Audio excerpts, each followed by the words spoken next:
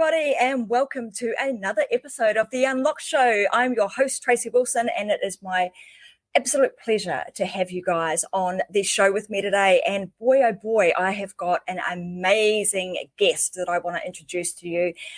This person, I'm going to tell you that this person actually changed my life, and he changed my life and my business. There was something that he said on a stage in Phoenix about 18 months, 2 years ago, that completely changed the direction of my life and my business. I'm going to tell you a little bit about that later, but I wanted to publicly thank him for that. I didn't even know that was the case. And I just want to make sure that he is publicly thanked for the difference that he made, not only to my life, and I know that he's making massive difference to loads of people's lives all over the world. Alex Charfen is one of my favorite people. I've been following him for quite some time. He's been a mentor of mine in a program that I did a couple of years ago.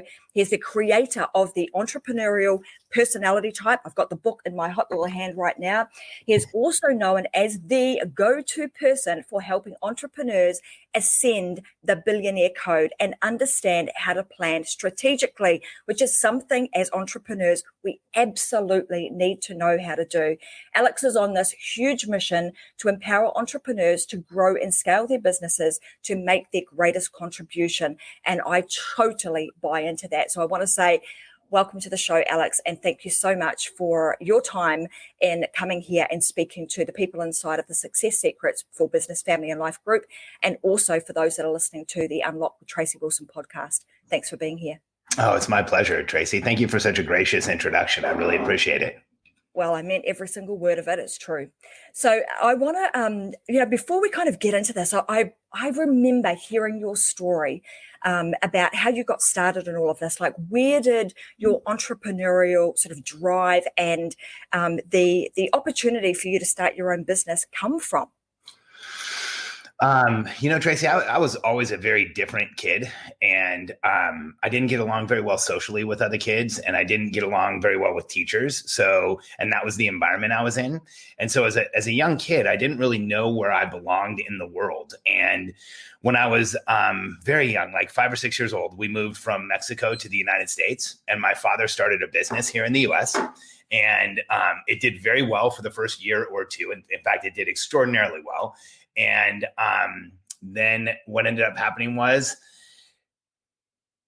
the economics in the United States changed, and the business went from doing exceptionally well to he lost it. And I was there. I was very, very young, but very aware of what was going on. And I remember being at his factory the day that they were selling off all the pieces, and they had like the bankruptcy auction, but it wasn't really a bankruptcy. It was more like a store closing sale. And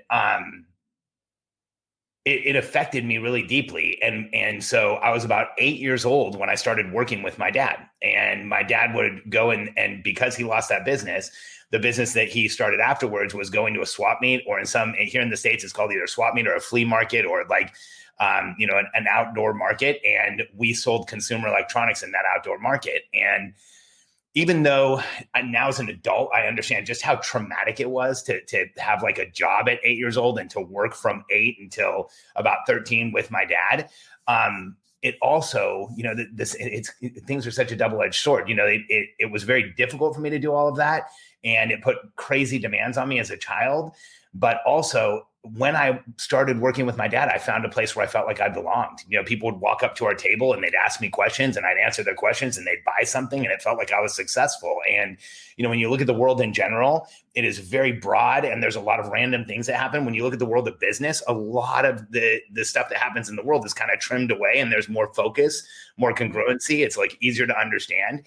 And so, I always tell people entrepreneurship kind of found me. I was destined to be an entrepreneur because I also have a hard time socially, but also have a hard time following other people's processes, other people's structures, other people's rules. I build a ton of my own, but it is a very heavy lift for me to do stuff that other people have put together. And so it's just kind of who I've always been. Isn't that like that is so interesting to me, because, you understood that you were a square peg in a round hole, so to speak, but you recognized that were the case. And then also realizing that, hey, I actually over here feels a little bit more comfortable than me being in that prickly spot over there where I do feel like a square peg in a round hole.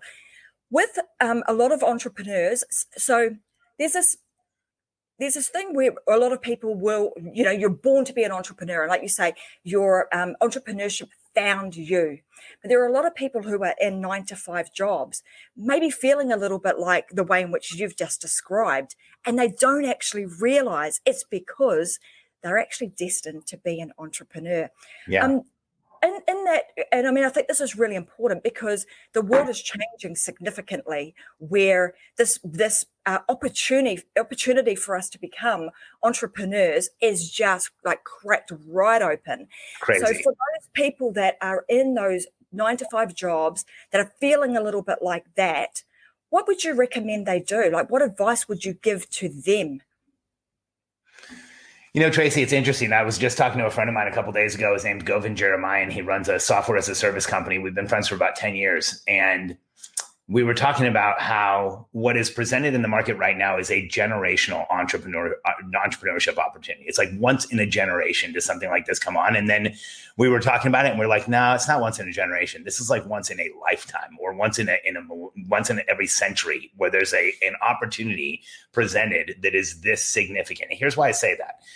When you look at the turmoil in the world and the challenges in the world, anytime there's turmoil and challenge, it creates massive entrepreneurial opportunity, because what we do as entrepreneurs is we identify the challenges, we identify the issues, we rise above them, figure out a way around them, get into momentum, and take the world with us. And that's what we've always done. And so right now, I think the opportunity is greater than it ever has been. And I have a different way of looking at, this question, like, am I an entrepreneur or not? Or should I do this or not? Here's how I look at it. If you're thinking about it, then the decision's already been made somewhere for you. The world's just waiting for you to catch up, or the universe is just waiting for you to catch up. If you moved in this direction, if you've thought about it, I for a while I was using this statement. I would say, if your mind is pregnant with the answer, should I? Then the answer is yes. But then a lot of people made fun of me because they thought my mind was pregnant. But what I meant by that was, if your mind has created the seed of opportunity saying you should move in this direction, my belief is it's just a matter of time until you have the motivation, the information, and the wherewithal to move it forward. And so I would do anything I could to accelerate that, because here's what I think really happens is, for people who are in that 9-to-5 job, or maybe for people who have had a career and now that career is shifting due to what's going on in the world, or for people who maybe are happy with where they are, but they're still wondering, can I do more? Should I do more? Is there more out there? My answer is, if you are moving in this direction, you should lean in as much as you can, because here's how I look at entrepreneurship. For us as human beings, I think that, we're all on a spectrum. And there's a small spectrum, a small percentage of the world of humans that get up every day and they go into the future, create a new reality. They come back to the present and demand it becomes real. And if you find yourself doing that, if you find yourself traveling into the future and saying, this is how this could be better, this is how this could be different, this is what I could do, even if you don't have the answers yet, then you have to admit you're part of that part of the population. You're one of us. And so my encouragement to you is to move in this direction as fast as you can, as definitively as you can, because the rest of your life is waiting for you. And right now, more than ever, the world needs entrepreneurs to do what we do, to figure out what's going on and to create solutions, because there is a massive amount of people in pain out there. Absolutely. And I couldn't agree with you more that now is the time to do this.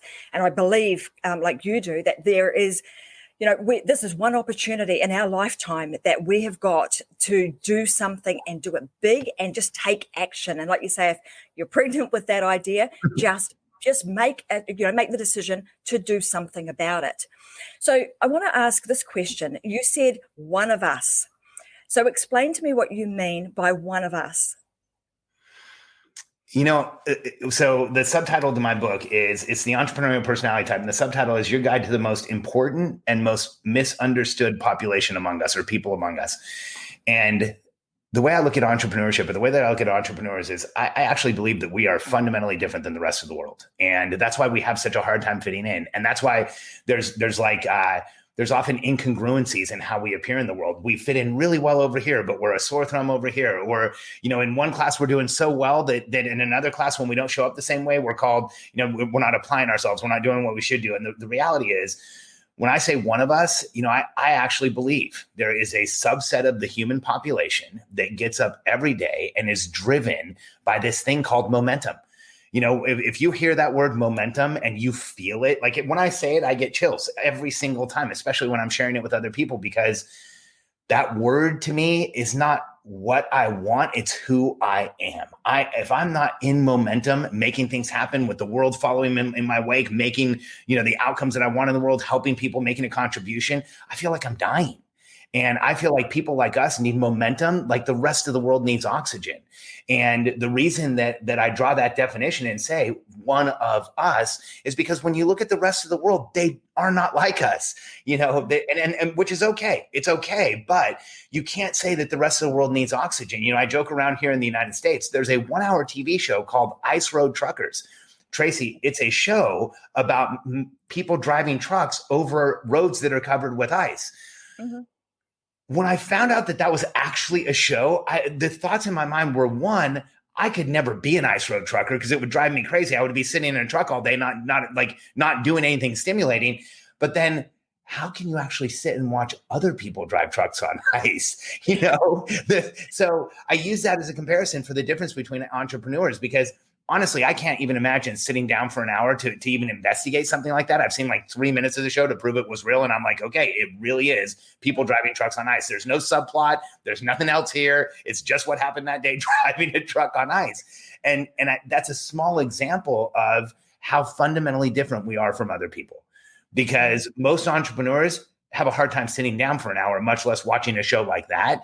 And so I think, we need to recognize that we are actually different, and our differences are what make us powerful and extraordinary, and what throughout human history have built the world around us. I often share with people, everything around you was created by an entrepreneur. On behalf of all of us, you're welcome, because that's what we do. We create the world around us, and the modern world was created by entrepreneurial human beings who saw a better future and made it happen in today. Yep. And what an amazing, part of society to be involved with, right? That we have the power to do that. And for those that want to step into that world, well, it's ready for you. Yeah. So I want to, in your book, you talk about this concept of momentum, but there's like 3 different, states that you can be in. Let's talk about those 3 different states so that people can actually recognize, what state they're in and why they might be feeling like they're actually in momentum. Yeah. So in order to talk about those 3 states, I think, first, I like to recognize that I think entrepreneurs in general have a hard time with feelings. We have a hard time with the discussions of feelings. In fact, it's funny, in our coaching membership, one of the things our coaches are not supposed to ask is, how are you feeling? Because entrepreneurs kind of bristle at that. Like, what do you mean, how am I feeling? Like, what are you trying to get me to say? And I think there's a reason. I don't think we process the world like the rest of the world does. I really think we have 3 states that we're in. The first one is when we're in momentum. And this is when I go out and speak, I ask, what does it feel like to be in momentum? And I get a variety of answers. I get, it feels incredible. It feels amazing. It feels like you're, like you can do anything, like you're on top of the world. But within the first 4 or 5 answers, somebody says it feels like you're alive. And I really do believe that for people like us, being in momentum is when we feel fully engaged and alive. And that is our birthright. That is who we are. And I think a lot of times we're talked out of it. In fact, you hear it in dialogues around us. You can get into flow state for a temporary period of time, or you're in the zone, but then you get out of the zone. And the way I look at it is, if we were given the ability to be in momentum, we were also given the ability to stay there. And I show entrepreneurs how to get into momentum and stay there and run their lives from that state of elevated thinking, from that state of elevated consciousness. Because when we're in momentum, 3 things clearly happen. 1, we are physiologically boosted. We can actually do more. We have more stamina. We can accomplish more. Tracy, would you agree? Absolutely. That. Totally. You feel fulfilled and elated, and you want to do more, and you're excited about getting up and doing what you're meant to do. And there's like a true, real physiological effect. It's almost measurable. Like you actually can do more in a day. The second thing that happens when we're in momentum, it's not just physiological, it's also psychological, cognitive. When we are in momentum, our thinking improves. We actually make decisions quicker. We can see more options. Our peripheral vision expands. We understand more about what's going on, and we start to lay the tracks for the future even faster. And then the third thing that happens when we're in this state of momentum is we're chemically boosted. Like, we all know the chemical high of momentum, and let's just call it what it is. It is a drug high. And when I ask people, like, what does it feel to be in momentum, depending on what jurisdiction of the United States I'm in, if I'm in some of the areas where there's a little bit more recreational usage, you get a lot of drug terms. I mean, somebody will say, I feel high. And the reason is that for people like us, momentum does have a drug-like effect on us. It actually ramps up our dopamine and our serotonin receptors. It starts pumping out more chemicals into our body that make us feel exceptionally good. And the rest of the world might say things like, oh, that guy's out of control, or that woman needs to slow down, or look at that person's like all manic and crazy. And to entrepreneurs, we just feel normal. That's when we feel fully engaged and ready to make things happen. Now, the second state, so that's in momentum. The second state is interesting. The second state is what I call facing resistance. When I look at the entrepreneurial personality type, every one of us has had that period in our lives where we are facing resistance. And it can happen for a day, but it can also happen for an extended period of time where you realize you don't have the resources you have. You don't have the experience you have. You don't have the knowledge you have. You don't have everything that you need, but you see a tiny light at the end of the tunnel. And you look at that light and you move yourself towards it and you compel it towards you. And the people in your life might be saying, like, Tracy, that light, it's a train headed towards you. Get the hell out of the tunnel. But you don't believe them. You just keep moving towards it. And you believe in yourself. You believe in that light. You believe in the outcome you're pursuing. You believe in the future you are creating. You believe that you are pulling tomorrow forward. And then when you reach that light and step through it, even though everyone told you couldn't, that is where you become who you are. So we're this bizarre part of the population that when we're in momentum, we create momentum. When we're out of momentum and facing resistance, we turn it into momentum. Mm-hmm. And now those are the two healthier states for us. Now, the third one is the one we have to be really careful of.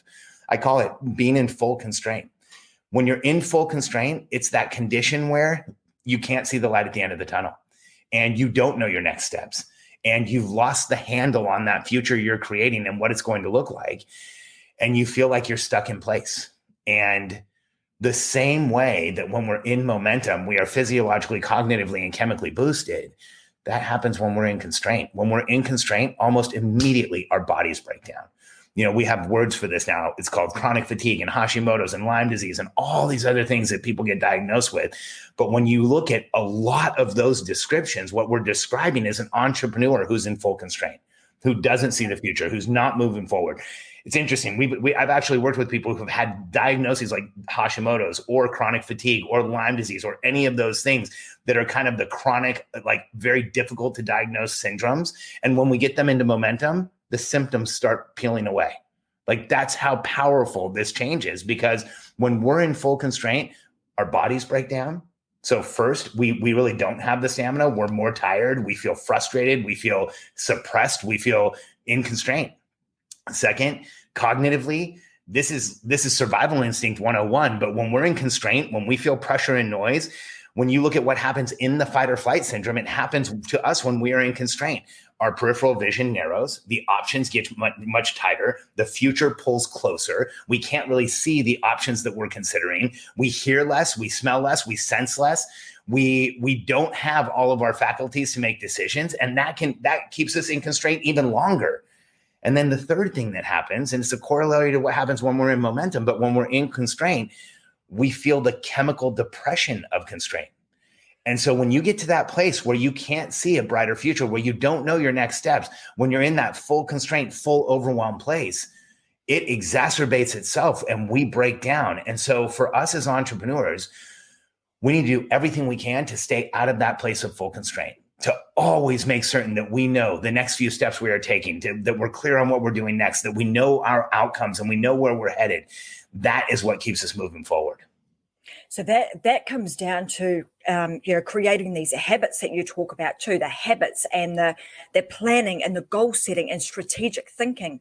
Yeah. So let's because it's obvious that for an entrepreneur, getting into momentum and being able to stay there is like super important, because if you allow yourself to roll out of that and allow yourself to be in full constraint at any time, you've got to have some way of recognizing that you are there and then knowing, what do I need to do to get myself back into momentum, then stay there? What would be a couple of the things that you would recommend somebody does to get into momentum and then stay there? I mean, the biggest thing is, get Alex to help you with it, of course.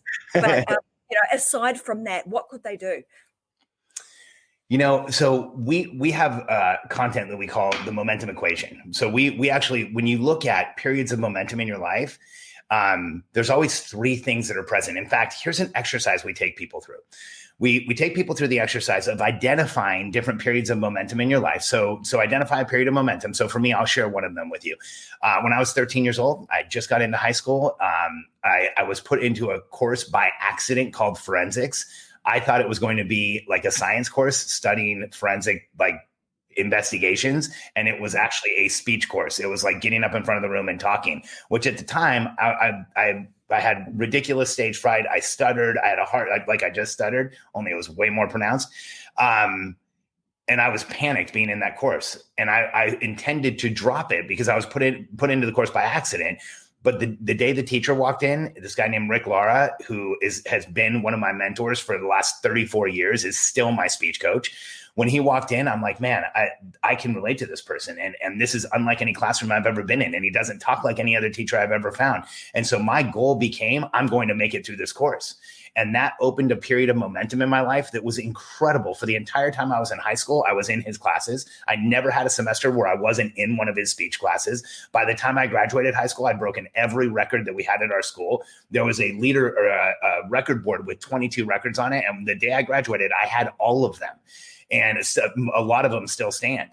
And I actually got lucky because some of the rules changed. So some of them will never go down. But that period of momentum was there because there was three things present in my life. One, I had a very clear outcome. I knew I wanted to survive that class. I knew I wanted to impress Rick. I knew I wanted to be better at that thing. So I had a clear outcome. Two, I had clear perspective. There was a scoreboard, literally a scoreboard in the class that told me whether I was doing well or not. But I also had the feedback from Rick. I had feedback from other students. I had, reviews, people tell me how I was doing. And then the third thing was I had clear accountability. I knew exactly what I was responsible for. Rick made it very clear what you needed to do.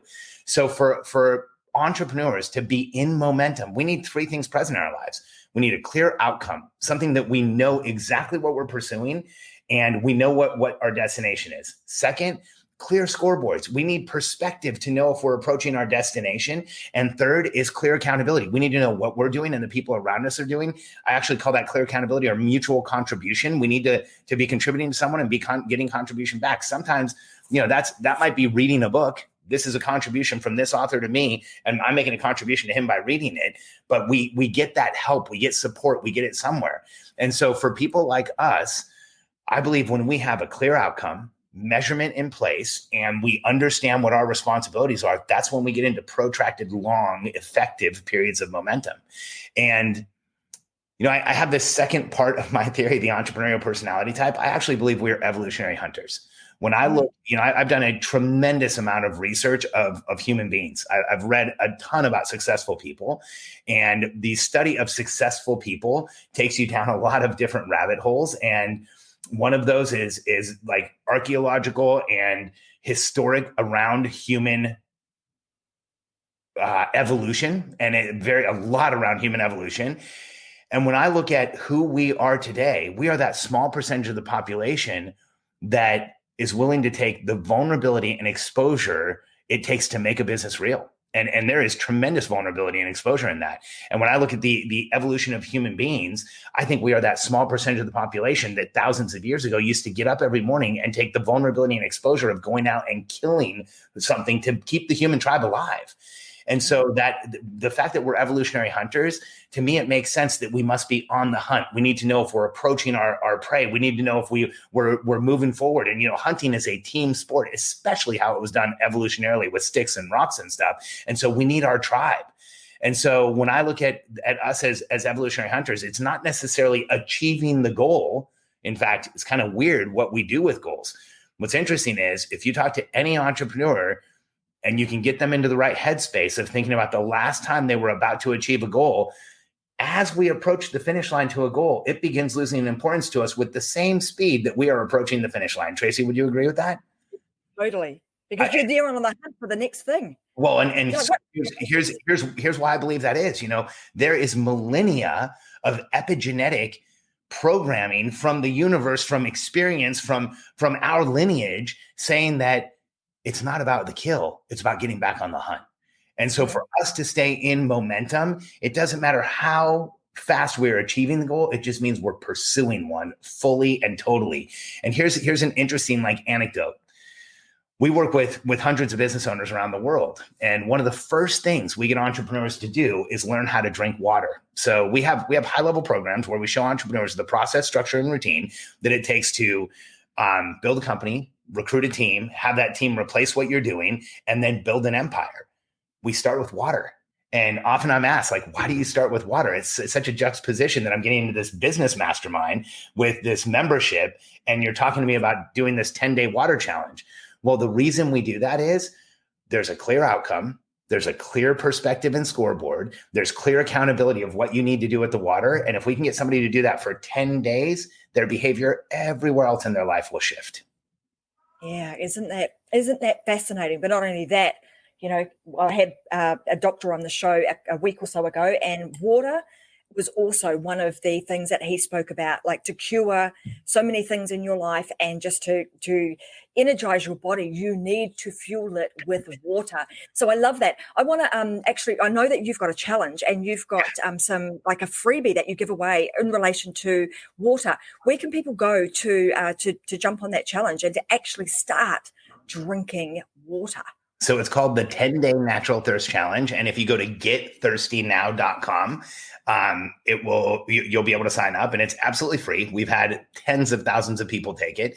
And it's basically 3 simple rules that will help you drink more water. But here's what's really happening as you go through it. I want to let you inside of what we're trying to do. What we're doing as a company is we're showing you that if you set a clear outcome and you have simple rules to apply it so you understand what you're doing, and then you have a scoreboard counting down 10 days, it will create momentum in what you're doing, drinking water, but that momentum will spill over into other areas of your life. It's crazy, Tracy. I get messages from people saying, I took the 10-day natural thirst challenge. Day 3 was really hard because I drink a lot of coffee. I had a headache that day. By day 4, it had gone away. By day 5, I felt massive energy. By day 10, I had written my book. And I can't believe I only did it in 4 days. And, we get crazy outcomes because when you allow for momentum anywhere and you create the conditions that you draw it into your life, my belief is the universe just keeps giving you more. Absolutely. Look, Alex, I would want to hang on this line and just keep talking with you for hours and hours and hours, but I want to be respectful of your time. And I know we are coming up to to half an hour. So I just want to make sure that you're still okay. And I want to make sure that we give our audience a couple of places that they can go to get more of you, because I know that after they've listened and watched today's show, they're going to want to get more. And if you're not feeling that way, let me tell you, you want to go and get more of what Alex is talking about, because like I said at the beginning of the show, just some basic things that he spoke about on stage, and it was like a 2-hour session, changed my business and changed my life. And I want to make sure that you guys have the opportunity to do that too. And if you get an opportunity to work with Alex and his team on a more personal basis, then you absolutely should go and do that too, because you will gain massive momentum and you will be able to stay there. So let's tell people where they can go. The first place I want to tell them is about the podcast. So we'll just pop that up on the screen. Guys, head on over to momentumpodcast.com. That is where you can get, you can tune into Alex on a regular basis and make sure that you keep up to date with what it is that he's talking about. And I'll hand over to Alex for a second and just let him talk a little bit more about the Momentum podcast and what you can expect there. Sounds good, Tracy. And I have a couple of minutes. Before we get off, I want you to tell me what I said. What was it that I said from stage that changed the trajectory of your business? Like, I think everybody wants to hear that. I know, it's so funny. Hey, open loop. I'll okay. So yeah, you can't open loop with me. I'm an evolutionary hunter. I'll close this here. So I will tell you. I'll close it. So the Momentum Podcast, here was the goal behind the Momentum Podcast. I have discussions with entrepreneurs all the time on my team, in our memberships, and a lot of those discussions are about solving a problem or solving an issue or shifting perspective or having a different mindset. But, I see one of the strengths I have as a coach and one of the strengths I have as a content provider is I have a different lens for how problems should be solved, because I've never been the goal setting expert. I've always been an execution expert. Like, this is how we get things done, not how we think about them and get excited about them and get motivated. I've always been this is rubber meets the road. This is how it happens. And so the Momentum Podcast, there's about 600 episodes, a little over 600. It's been downloaded about 2.4 million times internationally, which is amazing. There's 860 something thousand podcasts in the world, and we're in the top 1,000, which I just found that out in the past month, which we were so excited about. Way.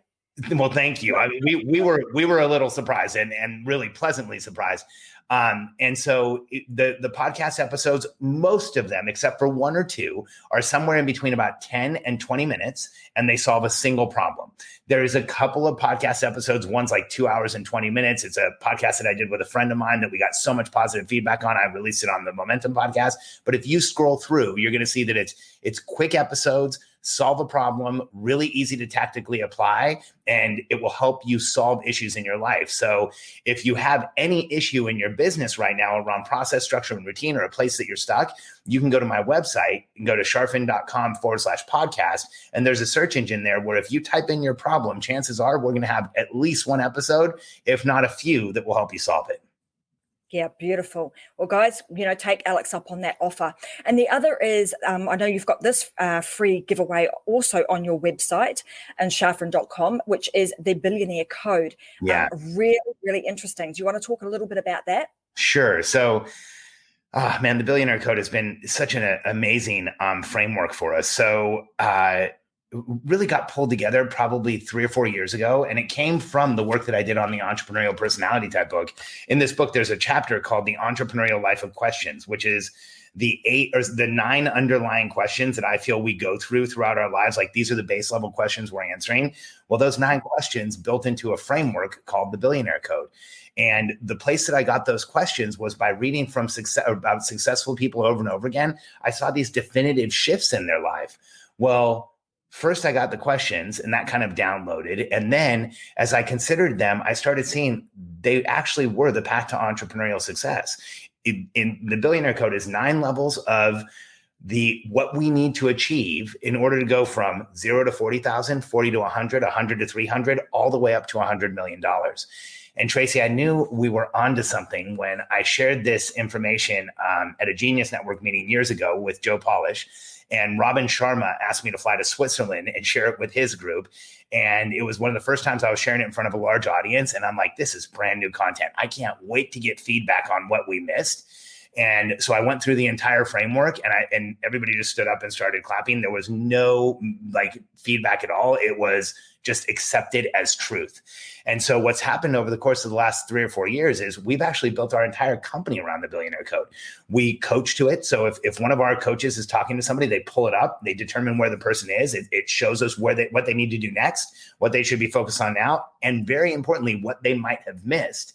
And then we also built our products around it. So our membership levels are for early areas of the Billionaire Code, kind of mid-level. And then once you're starting to build out departments and a leadership team. And so if you go to billionairecode.com, you can answer a few questions from my team. We will get your survey results. You'll be able to download a full copy of the Matrix, our ebook called Billionaire Code Decoded. And you can sign up for a call to talk to one of my team members. Beautiful. And again, I can't speak highly enough of what Alex does, because I am honestly telling you that the things that he talks about and the things that he does with his team will also change your business. So let me put you and Alex out of your misery. Let me tell you about the experience I had and where this change happened for me. So I'm going to take you guys back a couple of years. So a couple of years ago, I had made a decision to join a high-level coaching program, which required me to travel from Australia over to the United States on a regular basis. This particular conference that I went to, Alex was one of the keynote speakers. And if I remember rightly, in this particular session, he spoke for about 2 hours. Part of his, and I remember vividly sitting in the audience and just listening intently because, like Alex said, everybody in the crowd, stood up and clapped when he presented at a previous one. Everybody in this crowd was glued to what Alex was talking about, as was I. And as I'm sitting, and then he's talking about EPT, the entrepreneurial personality type, and talking about how you grow your business and just all the things that you need to do to get yourself into momentum and prepare yourself for massive growth in the future. The cogs were ticking in my head, and I was reflecting on my business and my life, not my personal life, but my business life. I was reflecting on that and reflecting on, what had I built? What was going on? Was I in momentum? Was I feeling like what I had created? Was it what I wanted in the future? So I was doing exactly what Alex was talking about, going into that future, pulling that future forward and going, putting that mirror up and going, is that what I want? Is that really what I want to do? And at that moment, I had the oh shit moment. Yeah. Oh shit, I've got a problem. And I identified what that problem was. And the problem was, I had about 6 months prior, I'd done a bit of a shift in my business, and I thought, do you know what I need? I've got to a point where I'm like capped out. I don't want to be doing some of these pieces of my business. What I should do is, I probably need a business partner. So this was going around in my head, and it just so happened that a person was then brought into, let's just say, re-emerged in my life at that particular time. And anyway, we had a couple of conversations. He was looking at doing something a little bit different, and it seemed at the time like we were a good match. And on paper, we were. Like on paper, if I was looking at, hey, this is the gap in my business, this is what I don't particularly enjoy doing, this person's got this skill set that would be able to fill that gap. So we went down the path of creating a partnership. And as I'm sitting in the audience, I'm thinking to myself, I think the moment was, you were talking about alignment and values and making sure that you actually you're on the same page, that you have you got a business partner in your world, you want to make sure that you are on the same page and you have the same set of values and you are moving towards you want the same things. And at that time, as much as I loved this person and he was fantastic at what he did, it was very apparent to me we were not in alignment from a values point of view, nor were we in alignment with where we wanted to go. And so what I was finding myself in was that resistance. I was in constant resistance because I was trying to constantly get in momentum, the evolutionary hunter who wants to keep moving forward. And he would constantly be saying, whoa, hang on a minute, we've got a plan, like you were talking about, get into momentum and not be goal setting and planning and sort of stuck in that space, but actually in momentum and putting the rubber where meeting the road and actually doing implementation. I was so far down that path, and my business partner just wasn't. He was still in the space of wanting to plan, coming from an accounting background, make sure that everything was lined up, ducks in order, which meant that I was constantly being pulled out of momentum on a regular basis. I came back to Australia, and the very first conversation I had when I got back to my office was, I said, I need to have a conversation with you. And I knew that things weren't right, but I knew if I did not have that conversation, it was never going to happen. So I called him in and just had a really honest conversation and said, look, not working, not happening. This, we can do something about this now. And this was in very early stages of this partnership. So I knew I could have been Tracy that just kept the peace and just made sure everything was all okay, or I could have had a hard discussion and actually bring it to the forefront, have the discussion and be able to move forward. That's what I did.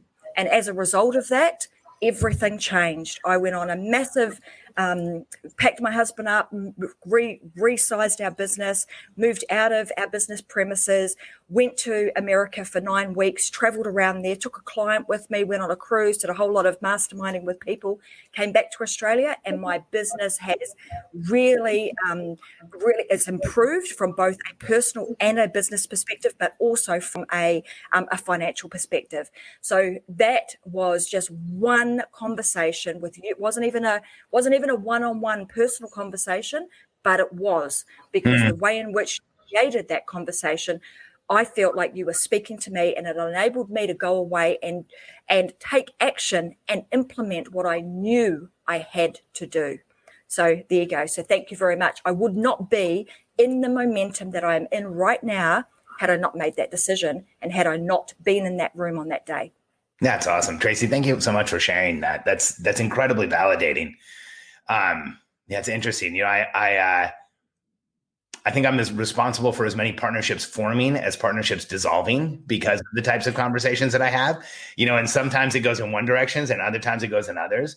But like that compatibility as far as how you're looking at the business and what you want, if there's a partnership where the compatibility is off or where the vision for what you're trying to do is off, you're literally just going in each day to tear each other apart. Yep. And that's what it feels like. Whether you voice that feeling or not, it psychically and internally and energetically feels like you're just being broken down. So I'm excited that you made that decision. That's awesome. Thank you. I mean, I think that's a good thing. Like you say, I'm responsible for people making decisions to separate as partnerships. That is a really good thing, and it's empowering, but it's also it's nerve-wracking, and it's a bold thing to do, to go in and have a conversation like that. But you must have it, because if you're feeling like that, it's not going to get any better. If you're not in alignment, you're not on the same pathway, you are just going to continue to create that sense of resistance day in, day out, and you'll end up resenting one another. So I'm pleased to say that, we parted ways, but in a really nice way. He's a great guy. We're good friends. I'd still do anything for him. He'd do anything for me. We just weren't good. It just wasn't the right alignment from a partnership point of view.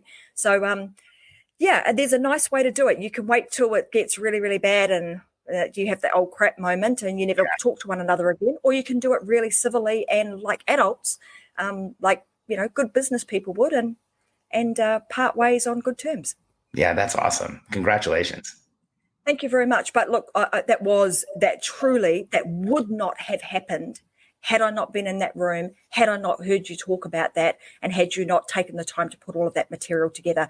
So I know in your book, you talk about the fact that your mission is to have a great contribution. Yeah. I believe you're doing that, and that's why your podcast is doing so well. And that's why I wanted to have you on the show, because not only do I know that you're making a big contribution, I want to make a big contribution too. And the way in which I can do that is to allow more and more people to hear more of Alex Charfen. So thank you so much for being with me today. It's always a pleasure. I'm truly blessed and grateful for your time, because I know it's super precious and you get asked a lot of time to jump on shows and things. So I appreciate you a lot. Well, Tracy, I've truly enjoyed this, and we'll see how this is received, and maybe we'll come back and do a round 2 sometime in the future. And I had a tremendous amount of fun. Yeah, thank you.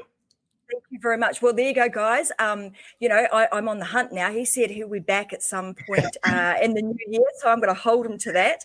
So I would love to have you back. But look, I want to say thank you very much. I want to say thank you very much to all of our viewers for watching. I'll be back again. You can watch the Unlocked Show with Tracy Wilson. I go live twice a week. Wednesdays, I have a guest with me. On Fridays, I am going solo, so I'm about to roll out of this into another live show very, very shortly. And I look forward to seeing you back again sometime soon, Alex. And for those of you who are watching, who are not inside of the Success Secrets for Business, Family and Life group, where are you? Get yourself on over to Facebook and join our group so that you can watch more of these shows and multiple other shows that we have going on a regular basis. So have a great weekend, everybody, and we'll see you again soon. Bye.